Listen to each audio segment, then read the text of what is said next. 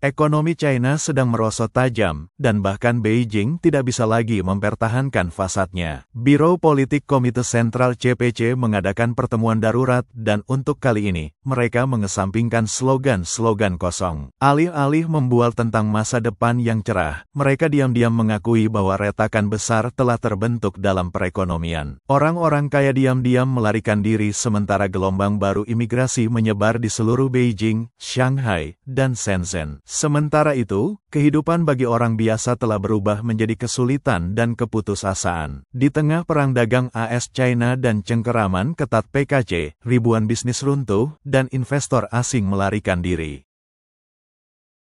Shenzhen, yang dulunya disebut sebagai Silicon Valley-nya China, telah memasuki musim dingin tergelapnya. Kota ini sekarang dihantui oleh pengangguran massal. Beberapa orang tidur di bawah jembatan. Seorang blogger daratan merekam pemandangan itu. Ini adalah jembatan layang di dekat stasiun timur di Shenzhen. Apakah Anda melihat mereka? Ini adalah tunawisma. Baru-baru ini, semakin banyak blogger China yang mengungkap kemerosotan ekonomi Shenzhen. Video menunjukkan orang-orang tergeletak di bawah jembatan di alun-alun publik dan di belakang gedung perkantoran. Bukan pengemis, tetapi insinyur perangkat lunak, pekerja konstruksi, dan pengemudi pengiriman makanan. Di siang hari, mereka mati-matian mencari pekerjaan. Di malam hari, mereka tidur di udara terbuka. Banyak yang bertahan hidup dengan mie instan dan air keran hanya untuk tetap hidup. Li Yuanhua, seorang cendekiawan yang berbasis di Australia, berkomentar, Shenzhen pernah menjadi mercusuar pembangunan. Sekarang perusahaannya menghilang dan orang-orang tidur di taman dan di bawah jembatan. Ini adalah wajah sebenarnya dari keruntuhan ekonomi China. Orang-orang biasa, mereka tidak punya pekerjaan lagi. Pasca COVID, ekonomi China telah runtuh. Dengan modal asing yang mundur sepenuhnya, sektor manufaktur dan jasa Shenzhen telah terpukul parah. Hari ini, kota ini dalam kejatuhan bebas. Gelombang pekerja tak berpenghasilan berkeliaran di jalan-jalan dan bahkan profesional yang sangat terampil ada di antara mereka. Seorang blogger wanita menggambarkan pemandangan yang menghantui. Saya berdiri di jembatan layang dekat Sanhi Talent Market di distrik Langong. Di bawah saya, tanah dipenuhi pekerja migran. Mereka bahkan tidak mampu membayar tempat tidur seharga 15 RMB untuk malam itu, jadi mereka tidur di tangga. Ini Shenzhen. Video demi video melukiskan gambaran suram yang sama. Selama 2 atau 3 tahun terakhir, jalan-jalan Shenzhen telah menjadi tempat berlindung bagi para pengangguran. Aisyah Cheng, mantan pendiri dan pemimpin redaksi Shenzhen NPO, menjelaskan, sejak pandemi, investor asing dan bisnis swasta telah menarik diri, banyak yang menuju India dan Vietnam. Dengan hilangnya raksasa-raksasa itu, seluruh rantai industri telah runtuh. Tak terhitung orang kehilangan mata pencarian mereka. Tanpa jaring pengaman, mereka berakhir di jalanan. Dibuat gila oleh kemiskinan, PKC menargetkan orang-orang kecil, dan pemerintah daerah menggunakan semua trik kotor. Ketika ekonomi China terus tenggelam, dan pemerintah daerah menghadapi kekurangan uang tunai yang parah, tren yang mengganggu sedang melanda seluruh negeri, denda sebagai pendapatan. Dari polisi lalu lintas hingga inspektur kota, dari regulator pasar hingga regu sanitasi, mereka semua meningkatkan penegakan, menaikkan denda, dan melecehkan warga. Publik marah. Para wawancara mengungkapkan bahwa tol jalan raya diam-diam telah berlipat ganda, dan denda acak ada di mana-mana. Pepatah umum sekarang adalah, setiap kali pemerintah kehabisan uang, mereka mencetak tiket, bukan uang tunai, tetapi denda. Kui Guanwu, seorang penduduk Shenzhen, mengatakan pada tanggal 24 Juni bahwa keuangan lokal sedang runtuh. Dan sekarang penegak hukum secara terbuka ditugaskan untuk memeras uang dari rakyat. Tidak ada uang yang datang dari penjualan tanah lagi. Jadi, mereka mengirim polisi lalu lintas dan inspektur kota untuk mencari denda. Ini tanpa henti. Saya baru saja melihat seorang pemuda didenda 2.000 RMB karena tidak memakai helm saat mengendarai e-bike. Dan jika Anda membawa barang atau penumpang, boom, 2.000 RMB lagi. Bagi banyak keluarga, itu setengah dari pendapatan sebulan. Semakin miskin Anda, semakin keras mereka memukul. Penegakan hukum perkotaan menjadi sama kejamnya. Su Chang dari Suzhou mengatakan bahwa meskipun ada pedoman nasional untuk bersikap lunak terhadap pedagang kaki lima, penumpasan terus berlanjut. Sekarang mereka mendenda 20 yuan setiap kali, tidak banyak, tetapi pedagang menganggapnya seperti membayar biaya perlindungan. Di beberapa kota, dendanya 800 atau 200 RMB. Berapa banyak yang bisa Anda hasilkan dengan menjual makanan jalanan? Dia menambahkan dengan pahit. Ini bukan manajemen, ini eksploitasi. Ketika mereka tidak bisa memungut pajak, mereka mengejar yang paling lemah. Dan itu tidak jarang. Menurut Legal Daily, seorang petani di Jiangsu didenda 100.000 RMB karena hanya menghasilkan keuntungan 180 RMB dari penjualan domba. Hanya setelah kemarahan publik, pihak berwenang mengurangi denda menjadi 10.000 yuan. Tapi kerusakan sudah terjadi. Bukan hanya pedagang, usaha kecil dan menengah juga tenggelam di bawah gelombang inspeksi dan denda yang bergelombang. Sebuah perusahaan di Shandong terkena ratusan inspeksi antara tahun 2021 dan 2023, melumpuhkan kemampuannya untuk beroperasi. Angka-angka tersebut mengungkap tren. Pada tahun 2024, pendapatan non-pajak China mencapai angka mengejutkan 4,47 triliun yuan, naik 25,4% dari tahun sebelumnya. Pendapatan ini termasuk biaya administrasi dan denda yang tak terhitung jumlahnya. Garis hidup bagi pemerintah daerah yang bangkrut. Di bawah tekanan dari reaksi balik, Dewan Negara mengeluarkan pedoman pada Januari tahun 2024 yang membatasi inspeksi menjadi sekali setiap 3 bulan dan menuntut standarisasi. Kementerian Kehakiman bahkan meluncurkan kampanye nasional untuk memberantas praktik-praktik yang kejam, denda acak, pemeriksaan acak, penyitaan acak. Tapi di lapangan, semuanya berjalan seperti biasa. Kebijakan pusat, trik lokal. Orang-orang mengatakan itu di mana-mana. Warga biasa juga terjebak seperti bisnis. Kenaikan tol, denda antar provinsi, pembelian paksa, apapun untuk mengumpulkan uang. Bapak Jung, seorang penduduk Shanghai yang bepergian di Guho, mengatakan tol telah berlipat ganda dari 0,5 yuan menjadi 1 yuan per kilometer. Bahkan diskon untuk warga senior di tempat-tempat wisata diam-diam dinaikkan dari usia 60 menjadi 65 tahun. Semuanya naik. Jalan raya, tiket, mereka menguras kita sampai kering. Yang Xiaowong dari Chongsa berbagi bahwa pabrik pakaian temannya dipaksa oleh pemadam kebakaran untuk membeli tangga darurat mahal atau menghadapi denda. Kemudian, dalam kejadian aneh, polisi dari provinsi lain mendenda perusahaan 500.000 RMB atas dugaan pelanggaran. Mereka menyebutnya penegakan hukum antar provinsi. Polisi Hubei mendenda perusahaan di Chongsa, itu gila. Ibu Wang, seorang guru pensiunan dari Langfanghai menambahkan, tabung gas dulu 70 RMB, sekarang pemerintah memaksa kita untuk beralih ke tabung yang ditentukan yang harganya 140. Jika Anda tidak mengubahnya, Anda tidak mendapatkan gas. Bukankah itu hanya konsumsi paksa? Investigasi oleh surat kabar mengungkapkan data yang lebih mengejutkan. Di beberapa provinsi, pendapatan non-pajak telah berlipat ganda tahun ini. Hebei, Hubei, Sani, semuanya menolak untuk mengungkapkan berapa banyak yang telah mereka kumpulkan dalam denda dan penyitaan. Kurangnya transparansi memicu lebih banyak kecurigaan, dan sekarang bahkan film-film blockbuster mulai mencerminkan kemarahan publik. Situasi menjadi kritis. Ekonomi China berada di bawah kepungan.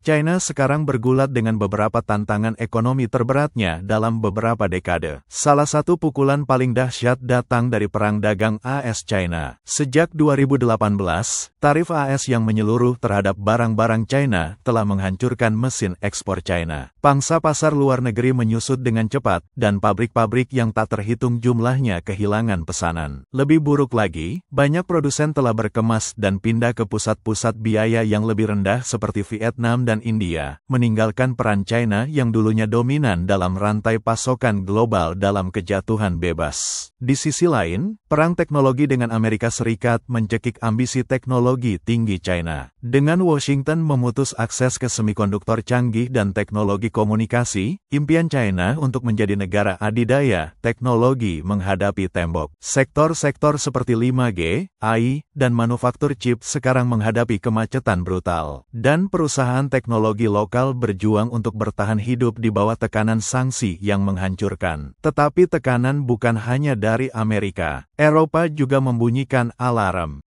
Meskipun UE dan China tetap sangat terkait secara ekonomi, Eropa semakin skeptis terhadap kebijakan pintu tertutup Beijing tentang akses pasar dan perlindungan IP. Strategi harga rendah yang agresif dari perusahaan China telah mengguncang bisnis Eropa kecil dan menengah, memicu gelombang respons proteksionis. UE memperketat pengawasan terhadap impor China, dan pesannya jelas, perlawanan meningkat.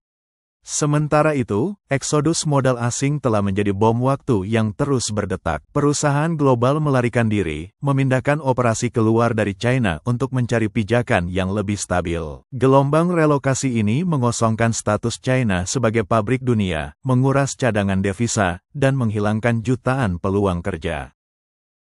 Apa yang mendorong mundurnya ini? Cengkeraman ketat China pada keamanan nasional. Undang-undang keras seperti Undang-Undang Kontraspionase dan Undang-Undang Keamanan Data telah membuat Dewan Direksi asing merinding. Meskipun disebut sebagai pertahanan nasional, peraturan-peraturan ini memicu kekhawatiran bahwa China menutup pintunya. Hasilnya, krisis kepercayaan yang lengkap. Investor global sekarang mengajukan pertanyaan yang tidak nyaman. Apakah China masih terbuka untuk bisnis? Keterpurukan Shenzhen, pekerjaan lenyap, toko-toko tutup, dan keputusasaan memenuhi jalanan. Ada hal-hal yang jujur tidak berani saya ceritakan kepada Anda, karena saya khawatir jika saya melakukannya, Anda mungkin tidak lagi memiliki keberanian untuk tetap berada dalam bisnis makanan dan minuman. Di seluruh wilayah delta Sungai Mutiara, ada hampir 1.000 restoran jamuan makan, dan saya memperkirakan bahwa pada paruh kedua tahun ini, banyak yang akan mulai menghitung mundur penutupan. Hoga mengatakan ini bukan untuk menakut-nakuti siapapun. Ini bukan pembicaraan yang mengkhawatirkan karena hanya dalam sebulan terakhir saja, jumlah restoran besar yang meminta kami datang ke lokasi untuk penawaran harga telah mencapai 700 hingga 800, sama dengan jumlah total permintaan semacam itu yang kami terima selama paruh pertama tahun ini.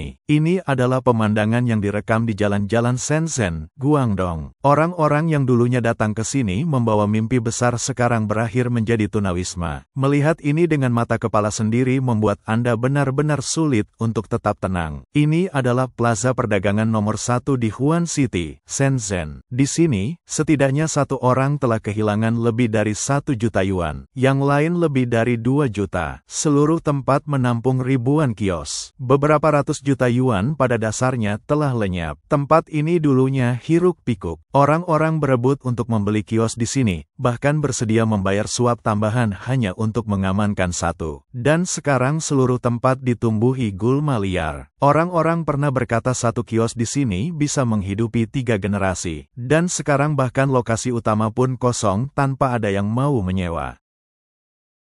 Baru-baru ini, sebuah pandangan telah beredar di media sosial China. Shenzhen, kota tingkat atas Guangdong, sama seperti Beijing, sama sekali tidak cocok untuk ditinggali orang biasa.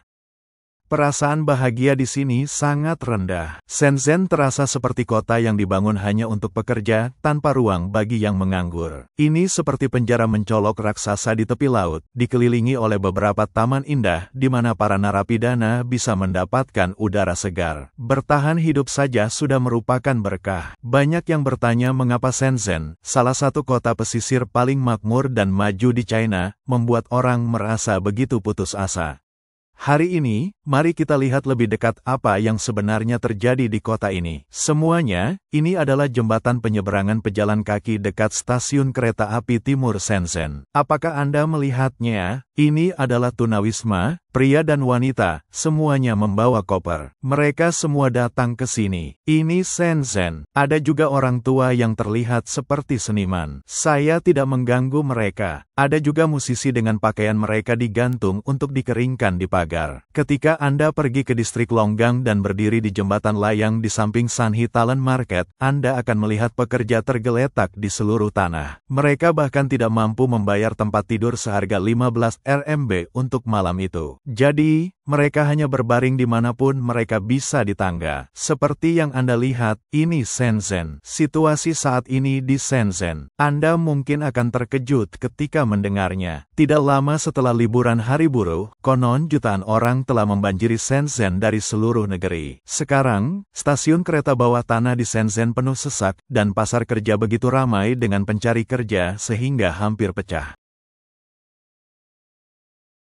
Banyak yang salah mengira ini sebagai tanda kemakmuran. Tapi apa kenyataannya? Perusahaan besar memberhentikan karyawan. Bisnis kecil tutup secara massal. Apartemen sewaan kosong, sementara hotel dipenuhi orang-orang pengangguran yang berkeliaran mencari pekerjaan. Dahulu, apartemen komersial di sini dijual dengan harga lebih dari 600.000 yuan per meter persegi, setara dengan daerah Dongman yang terkenal di Luhou. Tapi bagaimana sekarang? Hari ini, mari kita lihat plaza budaya di dalam Taman Teknologi Selatan. Pada puncaknya, sewa di sini bisa mencapai lebih dari 200.000 yuan per bulan per unit. Di sekitarnya adalah kantor pusat perusahaan teknologi besar di pusat bisnis. Tapi lihatlah sekarang, 1 unit kosong, 2 unit kosong, seluruh baris kosong melompong. Tidak ada yang menyewa. Tempat ini tidak lebih dari tempat bagi orang untuk berjalan-jalan santai. Jujur, baru hari ini saya benar-benar mengerti betapa sulitnya mencari pekerjaan. Hari ini, saya diberhentikan oleh perusahaan tempat saya bekerja selama 2 tahun. Saya sangat cemas. Saya belum tidur nyenyak selama seminggu penuh. Setiap malam, saya begadang sampai jam 2 atau 3 pagi, dan saya hanya berhasil tertidur ketika saya benar-benar kelelahan. Saya pikir kecemasan semacam ini adalah sesuatu yang tidak semua orang bisa pahami. Bagi orang-orang seperti kita dengan pendidikan terbatas, tanpa latar belakang keluarga, untuk mencapai posisi kita sekarang membutuhkan kegigihan dan upaya tanpa henti. Dan sekarang apa yang harus kita lakukan? Seorang teman bertanya apakah saya masih mencari pekerjaan. Jujur, saya hanya ingin memilih hari yang baik dan menghilang. Saya bahkan tidak tahu lagi, apakah nasib saya terlalu keras, atau apakah mencari pekerjaan sekarang terlalu sulit. Saya benar-benar berada di titik puncak. Ya, saya diberhentikan. Saya telah tinggal dan bekerja di Shenzhen selama 10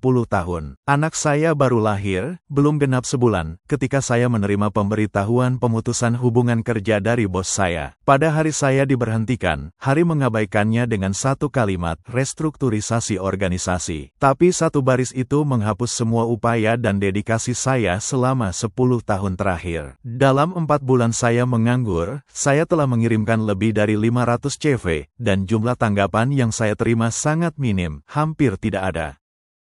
Penduduk setempat telah melihat 6 fenomena tidak biasa di Shenzhen tahun ini. Banyak orang tidak kembali ke kota setelah liburan Imlek. Ini adalah kenyataan saat ini di Shenzhen. Pertama, area komersial yang dulunya ramai kini menjadi sangat sepi. Dulu, sangat sulit untuk menyewa toko. Tapi sekarang, banyak merek besar telah menarik diri dan jumlah toko kosong telah melonjak. Bisnis retail tradisional benar-benar semakin sulit dipertahankan. Meskipun sewa telah menurun, masih sulit untuk menemukan penyewa. Kedua, jalan-jalan sedang dibangun di hampir setiap distrik di Shenzhen. Proyek perluasan kereta bawah tanah terus bergulir satu demi satu, membuat kemacetan lalu lintas selama jam sibuk menjadi kejadian sehari-hari. Orang-orang terus-menerus mengeluh dan melampiaskan di media sosial. Ketiga, harga perumahan Shenzhen yang dulunya setinggi langit mulai menurun. Pembangunan baru menawarkan diskon dan promosi. Sementara daftar rumah bekas melonjak, banyak pembeli dan penjual berada di pinggir lapangan menunggu karena harga sekarang berfluktuasi setiap hari. Semua orang sangat berhati-hati. Keempat, gedung perkantoran di Shenzhen juga semakin kosong. Banyak perusahaan telah pindah dari gedung-gedung besar dan tren baru muncul, ruang kantor bersama di mana beberapa perusahaan beroperasi dari unit kecil untuk menghemat biaya. Kelima, peluang kerja di Shenzhen menyusut. Mencari posisi yang menawarkan libur akhir pekan dan asuransi sosial penuh sangat sulit. Jika Anda bisa mendapatkan pekerjaan dengan bahkan 1 hari libur per minggu, itu sudah dianggap beruntung. Saat ini, banyak lulusan baru tidak dapat menemukan pekerjaan. Banyak perusahaan masih memberhentikan karyawan dan memotong gaji. Semua orang mengencangkan ikat pinggang hanya untuk bertahan hidup. Keenam, di jalanan, pengemudi pengiriman makanan melaju kencang tanpa memperhatikan lampu merah. Sekarang, bahkan wanita telah bergabung dengan tenaga kerja pengiriman, tetapi volume pesanan keseluruhan menurun dan begitu juga pendapatan mereka. Warganet mengatakan bahwa Shenzhen telah berubah secara drastis hanya dalam beberapa tahun, tetapi tidak ada yang tahu persis apa yang menyebabkan transformasi dramatis seperti itu. Shenzhen, kota dengan lebih dari 18 juta orang, kini memiliki jalan-jalan kosong dan toko-toko tanpa pelanggan. Kemana semua orang pergi? Atau apakah kita hanya tidak bisa melihat mereka? Pernahkah Anda memperhatikan, dalam 2 tahun terakhir, pengemudi pengiriman dan pengemudi ride-hailing ada di mana-mana, bahkan membanjiri pasar. Semakin banyak toko fisik yang tutup. Sementara populasi bertambah, lalu lintas pejalan kaki justru berkurang. Itu karena separuh orang di rumah menonton video pendek dan separuh lainnya bekerja lembur di gedung perkantoran. Di Shenzhen hari ini, memiliki pekerjaan yang membayar tepat waktu saja sudah merupakan keberuntungan. Siapa yang masih punya suasana hati untuk berbelanja? Pada akhirnya, saya adalah satu-satunya yang tersisa di toko. Kemarin, saya makan malam perpisahan dengan staf saya dan menyuruh mereka untuk tidak masuk hari ini. Saya tidak tega mengucapkan kata perpisahan. Butuh waktu lama bagi saya untuk akhirnya mengucapkannya. Dan begitu saja, rebusan daging sapi campur Kim Dum yang terkenal mengucapkan selamat tinggal kepada semua orang. Izinkan saya menunjukkan toko itu sekali lagi. Hanya sebagai kenang-kenangan, ini lantai pertama. Dan ini lantai 2. Kursi-kursi di lantai 2 sudah dibersihkan semalam. Rasanya seperti langit runtuh. Tahukah Anda seberapa jauh harga perumahan di Shenzhen telah jatuh? Sebuah apartemen seluas 215 meter persegi telah turun hampir 10 juta yuan hanya dalam 3 tahun. Harga telah kembali ke level 8 tahun yang lalu. Bisakah Anda percaya itu? Sekarang area di luar pusat kota Shenzhen sangat sepi. Di distrik Longgang, hampir tidak ada pejalan kaki di jalanan dan lalu lintas jarang. Ini adalah pasar komoditas Longyiu dan terlihat suram dan sepi. Saya memutuskan untuk berhenti. Saya menjual semua peralatan, menutup pabrik, dan memutuskan hubungan dengan manufaktur untuk selamanya. Awalnya, saya pikir jika saya bisa melewati tahun 2023, maka tahun 2024 dan 2025 akan lebih baik. Tapi sejak awal tahun ini, saya belum melihat sedikit pun harapan. Ini adalah kata-kata seorang pemilik pabrik di Shenzhen. Apakah menurut Anda Provinsi Guangdong benar-benar kaya? Kabarnya, PDB per kapita Mezhou masih di bawah 40.000 yuan, hanya sekitar setengah dari rata-rata nasional. Banyak daerah kecil di dalam provinsi masih miskin baik dalam hal pendapatan pribadi maupun pembangunan ekonomi dan mereka jauh dari standar kota-kota maju terutama selama 2 tahun terakhir karena ekonomi China terus menurun. Guangdong menghadapi tantangan yang sulit, keretakan besar dalam rantai pertumbuhan ekonomi provinsinya. Beberapa warganet memperkirakan bahwa dalam 3 bulan ke depan, banyak pemilik bisnis di Guangdong mungkin tidak akan bertahan musim panas ini. Jika Anda seorang bos, apakah Anda menjalankan restoran, mengoperasikan pabrik, atau menjual pakaian, ada kemungkinan besar Anda harus tutup sebelum musim panas berakhir. Dan jika Anda hanya seorang pekerja biasa, maka mencari pekerjaan saat ini akan sangat sulit. Kepada semua sesama pemilik restoran, saya mundur duluan. Maaf, saya benar-benar tidak bisa bertahan lagi. Hari ini tanggal 15 Juni tahun 2025. Besok, restoran saya akan diserahkan kepada orang lain. Saya merekam video ini sebagai kenang-kenangan. Saya juga ingin seperti Anda semua, terus berjuang, terus bertahan, terus menjaga tempat ini tetap berjalan. Tapi kenyataannya, saya tidak lagi memiliki kekuatan finansial atau fisik untuk melanjutkan. Setiap hari, saya sama seperti Anda, mengatakan pada diri sendiri, besok pasti akan lebih baik. Tapi sekarang saya menyadari saya salah. Seberapa buruk ekonomi saat ini? Ibu saya, seorang ibu rumah tangga pedesaan penuh waktu dengan hanya pendidikan sekolah dasar yang tidak pernah memperhatikan apa yang terjadi di luar rumah, mengatakan kepada saya hari ini, ekonomi sekarang sangat buruk. Nak, jika Anda tidak harus berganti pekerjaan, maka jangan. Tapi Bu, mungkin Anda tidak tahu anak Anda bahkan tidak punya pekerjaan untuk diganti lagi karena saya adalah pengangguran sekarang.